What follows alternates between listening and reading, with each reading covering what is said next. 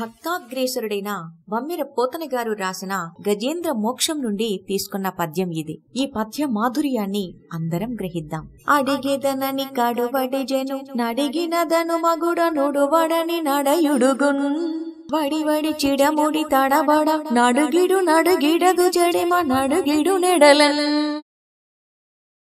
దీని భావాన్ని ఒక్కసారి చూద్దాం. తన భర్త అయిన విష్ణుమూర్తి ఎక్కడికి వెళుతున్నాడో అర్థం కాలేదు లక్ష్మీదేవికి. ఆ విషయం తెలుసుకోవాలనే ఉద్దేశంతో త్వరగా ఆయన వెంట పరిగెత్తింది. ఆ తొందరలో విషయం ఏమిటని అడిగినా ఆయన బదులు చెప్పడని టక్కున ఆగిపోతూ ముందుకు అడుగుపెట్టింది.